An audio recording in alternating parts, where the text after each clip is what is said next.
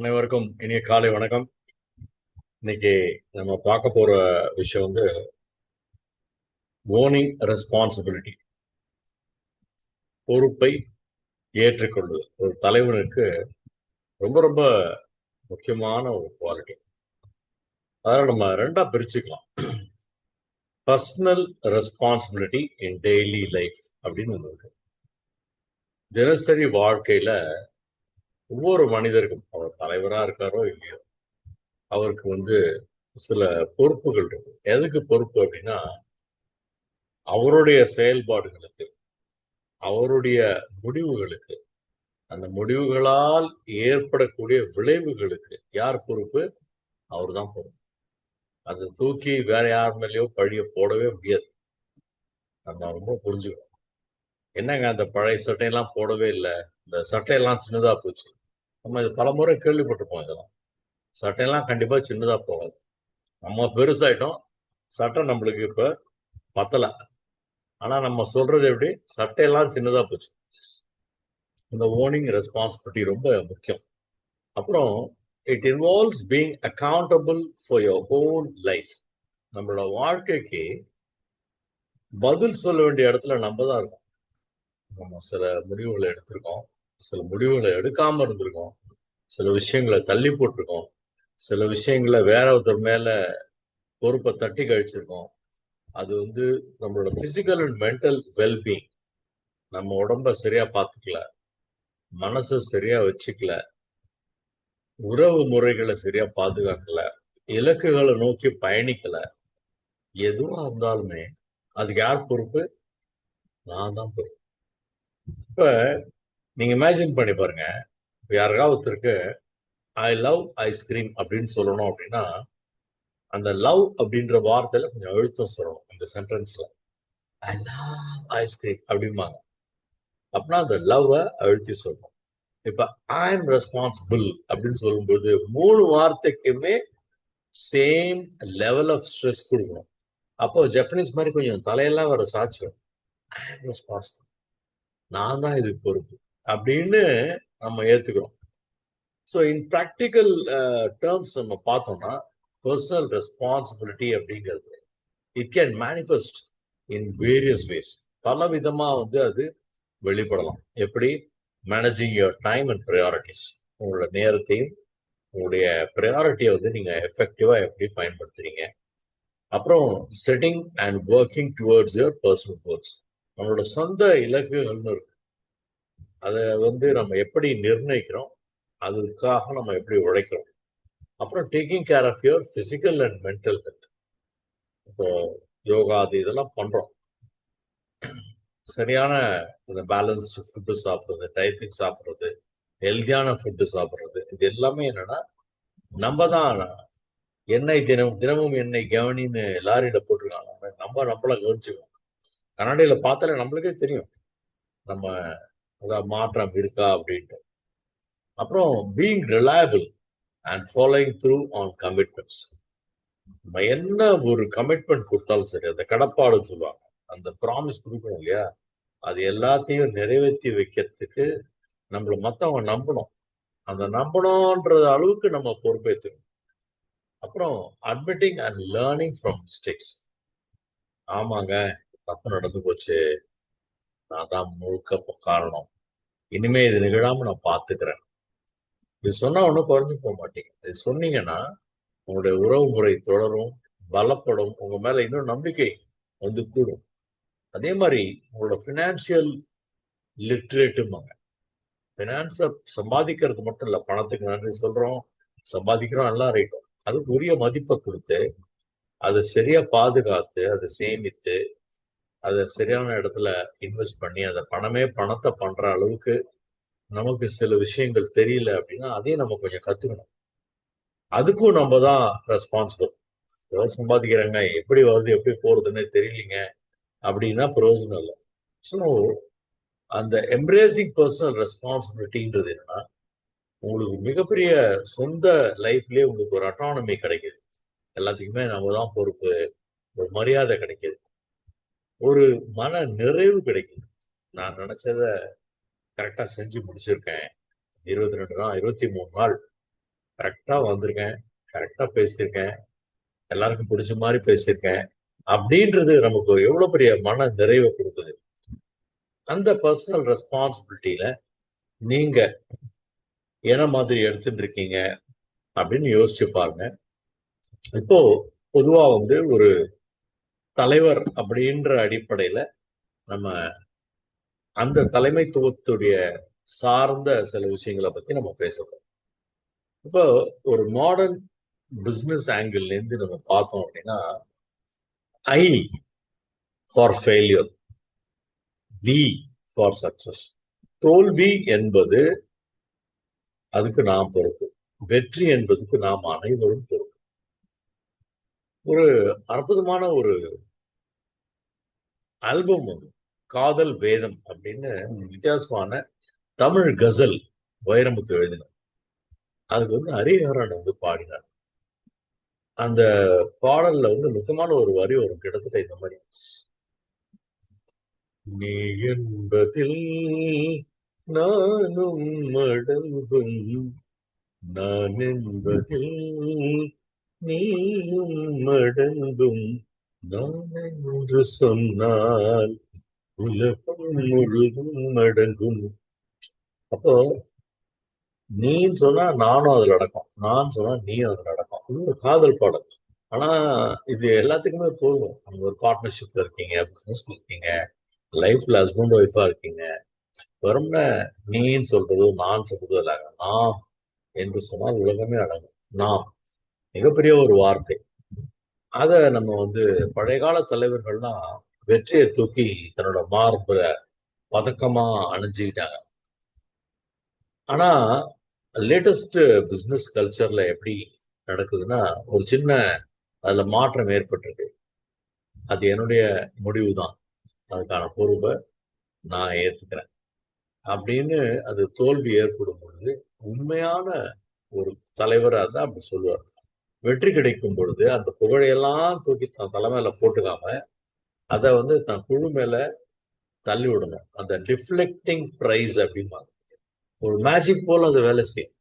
என்னோட டீம் இன்னைக்கு இருக்காங்க பாருங்க, அதனும் பயங்கரமா விளையாட்டாங்க, ரொம்ப நல்லா செஞ்சிருக்காங்க. இப்போ எலெக்ஷன்லாம் ரிசல்ட் வந்துடும் கொஞ்ச நாள்ல. வெற்றி பெற்ற அணி எப்படி பேசுவாங்கன்னு நினைக்கிறீங்க?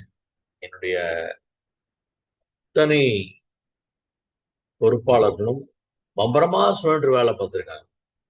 இது எனக்கு கிடைச்ச தனிப்பட்ட வெற்றி கிடையாது, மாபெரும் வெற்றி அப்படிலாம் பேச போறாங்க. இந்த பேட்டி யார் கொடுக்க போறாங்கன்னு தான் தெரியல. அது ஒரு சஸ்பென்ஸ். இப்போ எக்ஸ்ட்ரீம் ஓனர்ஷிப் அப்படின்னு ஒண்ணு இருக்கு, உச்சகட்ட பொறுப்பு. ஒரு யுத்த களத்துல பயன்படுத்தக்கூடிய இந்த வார்த்தை இப்ப கார்பரேட் உலகத்திலேயே ரொம்ப பிரபலமா இருக்கும். என்ன அப்படின்னு பாத்தீங்கன்னா, என்னோட டீம் சரியில்லை, பொருளாதாரம் ரொம்ப மோசமா இருக்கு, இப்போ அடிக்கடி பொருளாதார கொள்கைகளை மாத்திட்டே இருக்காங்க, வரிகள் அதிகமா போடுறாங்க, ஏதாவது ஒரு சாக்கு போக்கு சொல்வது. எதுக்காக? அந்த நிறுவனத்துடைய பர்ஃபார்மன்ஸ சரியா இல்லை, அவரோட கண்ட்ரோல்ல அது இல்லை அப்படின்னு சொன்னா அந்த மாதிரி சொல்றாங்க. ஸோ அதுக்கு எப்படி நம்ம எதிர்வினை ஆற்றுகிறோம் அப்படிங்கிறத ஒரு தலைவர் கவனம் செலுத்தி ஆகணும். அதுக்கப்புறம் பாத்தீங்கன்னா, ராடிக்கல் டிரான்ஸ்பரன்சி, வெளிப்படையான உண்மை. என்ன, ஒரு தவறு நடந்துருச்சுன்னா அதை மூடி மறைக்க பார்ப்பாங்க. நான் ரொம்ப சின்ன பையனா இருக்க வச்சே மஸ்கட்ல வேலை பார்த்தேன். ஒரு 3 விதமான இண்டஸ்ட்ரீஸ்க்கு அதுக்கு டோட்டலா அட்மினிஸ்ட்ரேட்டிவ் மேனேஜரா இருக்கு. ஒரு இண்டஸ்ட்ரி என்னன்னா ஜூஸ் மேக்கிங் கம்பெனி. கோலான்னு ஒரு இது, லெமன், அப்புறம் ஆரஞ்சு. ஆரஞ்சுக்கு புது பிளான்ட் ஒன்று போட்டிருந்தாங்க. இந்தியால இருந்து தான் நிறைய இன்ஜினியர்ஸ் ஒர்க் பண்ணாங்க. அது நைட்டே அதோடைய கலவையெல்லாம் ரெடி பண்ணி காலையில ஷிஃப்ட் ஆரம்பிச்ச உடனே அந்த ஜூஸ்லாம் ரெடி ஆகி வந்துடும், பாட்லிங் பண்ணுவாங்க. அந்த ஃபார்முலேஷன் ரெடி பண்ற இன்ஜினியருக்கு என்ன தோணிதோ தெரியல, அந்த லிட்டர் கணக்குல அவர் ரெடி பண்ணி வச்சிருக்காரு ஆரஞ்சு ஜூஸ், அது சரி வரல.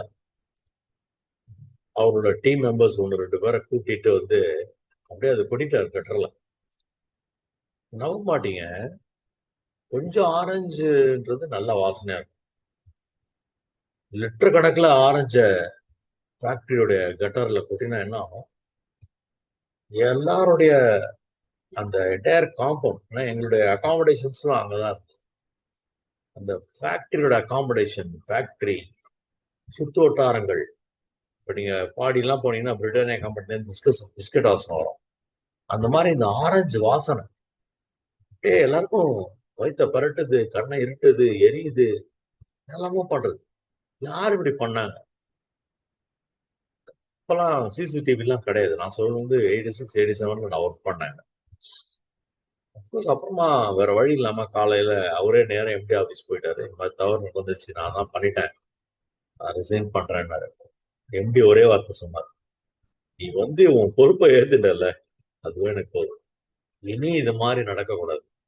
இப்ப நடந்த விஷயத்துக்கு கவர்மெண்ட்டுக்கோ என்னென்ன காம்பன்சேஷன் பண்ணணுமோ அதை நான் பார்த்துக்கிறேன். Okay, from tomorrow onwards make a promise to yourself that you will never do this mistake again.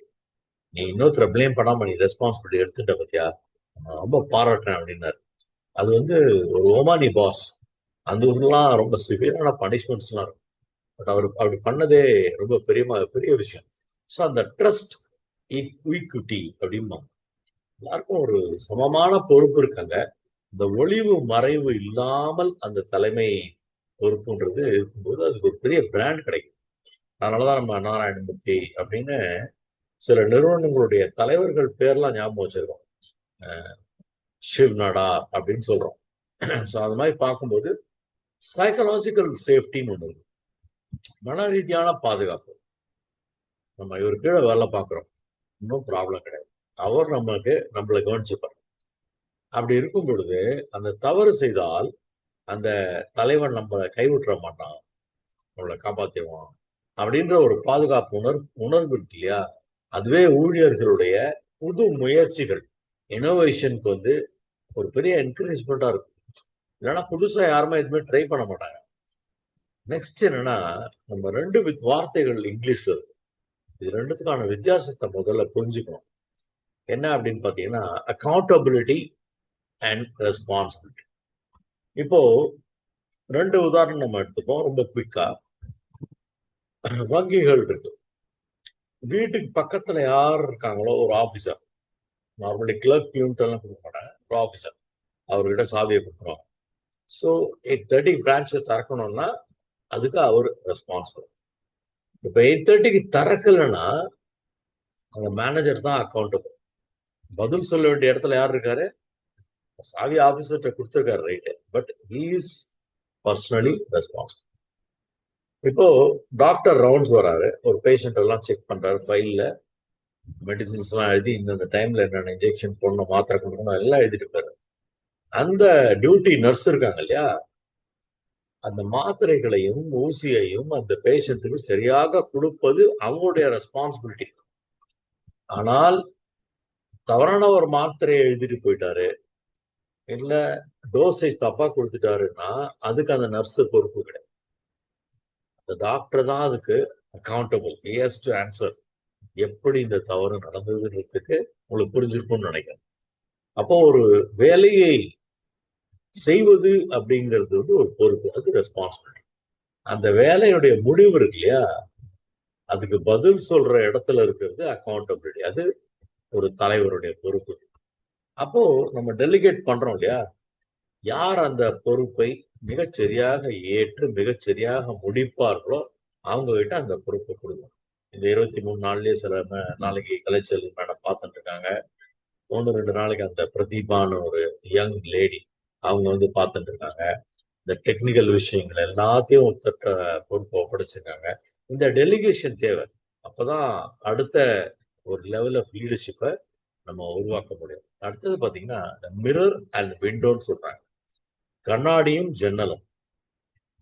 ஒரு தோல்வி வரும் பொழுது நீ கண்ணாடியை போய் பார்க்க, உன்னோட முகம் ரொம்ப வாட்டமா இருக்கும், உங்க முகம் வந்து ஒரு ஏமாற்றத்துல இருக்கும், உங்க முகம் வந்து ரொம்ப வருத்தத்துல இருக்கும். அப்ப தவறு என்னிடம் உள்ளதா அப்படின்றது கண்ணாடியை பார்த்தாலே தெரிஞ்சிடும். Supposing if you are not feeling guilty, you are not done any mistake, கண்ணாடி முன்னாடி நிற்கும் பொழுது வில் பி வெரி கிளியர், சாதாரணமா இருப்பீங்க. அப்படின்னு சொன்னா இட்ஸ் நாட் யர் மிஸ்டேக் நீங்களே புரிஞ்சுக்கலாம். ஆனா நம்ம ஜன்னல் வழியா ஏன் பார்க்கணும் அப்படின்னா, வெளியாட்களையும் குழுவையும் பாராட்டுவதற்கு ஒரு ஹோலிஸ்டிக்கா ஒரு ஜன்னல் வழியா நம்ம பார்க்குறோம். இப்போ எனக்கெல்லாம் வந்து பெரிய கேபின் இருக்கு. குரூப் ஜெனரல் மேனேஜர் இருந்தபோது அந்த ஒரு ஹால், அந்த ஹால்லேயே ஒரு ஜன்னல் இருக்கும். அந்த ஜன்னல்ல இருந்து என்டையர் ஒர்க் ஷாப் என்னால பார்க்க முடியும். ஸோ அப்படி பார்க்கும் பொழுது அந்த ஈகோ இல்லாத ஒரு தலைமையை உருவாக்கும். பாரு எவ்வளவு பேர் கஷ்டப்பட்டு வேலை பண்ணிட்டு இருக்கான். நீ என்னடா பண்ற? கரண்ட் வெளியே வேடிக்கை தான்டா பாக்குற அப்படின்ற மாதிரி உங்களுக்கு நீங்களே சொல்லிக்கிற அளவுக்கு ஒரு விஷயம் உங்க மைண்ட்ல ஏறும். அப்போ நான் யார் தெரியுமா அப்படின்ற ஃபீலிங் தானாவே குறையும். நெக்ஸ்ட் என்னன்னு பாத்தீங்கன்னா, fixed mind set to growth mind set.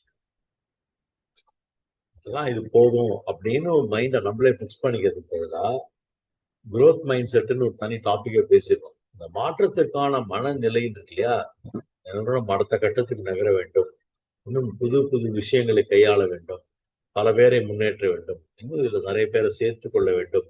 அந்த மாற்றத்திற்கான மனநிலை அப்படின்ற பொறுப்பை ஏற்பது வந்து ஒரு தண்டனை கிடையாது. அது ஒரு கற்றலுக்காக. இது ஏன் நடந்தது அப்படின்னு ஆராய்வதை விட, இது ஏன் இன்னும் நடக்காமல் இருக்கிறது, ஏன் இன்னும் வந்து நம்ம கிட்ட நிறைய பேர் சேர மாட்டேங்கிறாங்க. நம்ம தினம் அனௌன்ஸ் பண்ணிக்கிட்டே இருக்கோம், விடியால கிளாஸ் எடுக்கிறோம், மேனேஜ்மெண்ட் ஒரு எக்ஸ்பர்ட்டை கூப்பிட்டு வந்து பேச வைக்கிறோம். ஏன் ஒரு பையன் வந்து ஜாயின் பண்ண மாட்டேங்கிறான்? ஒரு நாள் கிளாஸ்க்கே 500 ரூபா 2500 ரூபா எல்லாம் வாங்குறான். 23 நாளைக்கு 500 ரூபா தானே வாங்குறாங்க, ஏன் வர மாட்டேங்கிறீங்க அப்படின்னு நம்ம யோசிச்சோம்னு வச்சுங்களேன், மே மாசம் கிளாஸ் டாப் டக்கர் சூப்பர் ஹிட் ஆயிடும். அந்த ஒரு விஷயத்த நம்ம பல பேர்ட்ட டெலிகேட் பண்ணி எல்லாருமே இதுக்கு ஒரு முன்னெடுப்பு எடுத்து அவங்க அவங்களுக்கு தெரிஞ்ச கான்டாக்ட்ஸ்க்கெல்லாம் இதெல்லாம் அனுப்பி இந்த கூட்டத்தை வந்து நம்ம சேர்க்கணும். எதுக்காக சேர்க்கணும்னா பணம் ஈட்டுவதற்காக இல்லை. நம்ம பேசக்கூடிய நம்ம செய்யக்கூடிய நல்ல விஷயங்கள் இன்னும் மேலும் பலரை சென்று அடைய வேண்டும். அந்த தீர்வு நோக்கிய பார்வை, அந்த சொல்யூஷன் ஓரியன்டட் அப்படின்னு சொல்லுவாங்க. ஃபைனலா ஒரு point, responsibility as a brand. பொறுப்பே ஒரு அடையாளம்.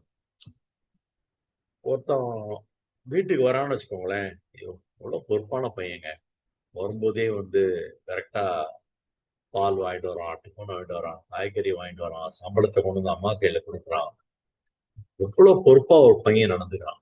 ஆக்சுவலி பாத்தீங்கன்னா ரொம்ப பொறுப்பா நடந்தாலும் உடனே கல்யாணம் பண்ணி வச்சிருவாங்க. ஒருத்தன் பொறுப்பே இல்லாம இருக்கான்னு வச்சுக்கோங்களேன், அவனுக்கும் கல்யாணம் பண்ணி வைப்பாங்க. ஏன்னா அந்த பொறுப்பு வரணும், அந்த பொண்டாட்டி வந்து அந்த பொறுப்பை வர வைப்பா அப்படின்னு சொல்லிட்டு.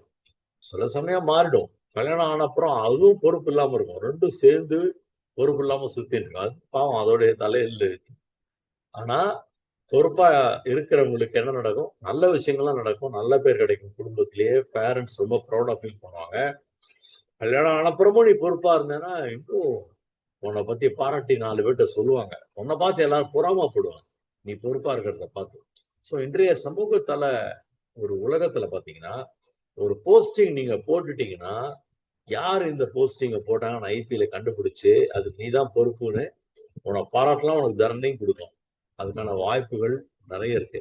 ஸோ அந்த தலைவர் எடுக்கக்கூடிய அந்த தனிப்பட்ட பொறுப்பு இருக்கு இல்லையா, அது நிறுவனத்துடைய ஒரு பங்கு, அந்த ஷேர்ஸ் ஆஃப் தி கம்பெனியோட வேல்யூ இல்லையா, அதை உயர்த்தக்கூடிய அளவுக்கு ஒரு நிறுவனத்தின் தலைவர் பொறுப்பாக இருக்கிறார். குவாலிட்டியை பர்ஃபெக்டா கொடுக்குறார், சர்வீஸ் பர்ஃபெக்டா பண்றார், எல்லாத்தையுமே கவனிக்கிறார், எல்லாத்தையுமே உற்று நோக்குகிறார். நாளுக்கு நாள் அந்த நிறுவனம் வளர்ச்சி அடைந்து கொண்டே போகிறது. அப்படின்றது என்னன்னா, அந்த பொறுப்பு என்பது ஒரு எமோஷனல் இன்வெஸ்ட்மெண்ட் அப்படின்னு சொல்லலாம். ஒரு உணர்ச்சி சார்ந்த ஒரு முதலிடல், அந்த பொறுப்பை ஏற்றுக்கொள்வது. ஸோ ஒரு சின்ன பழமொழியோட நம்ம நிறைவு செய்யறோம்.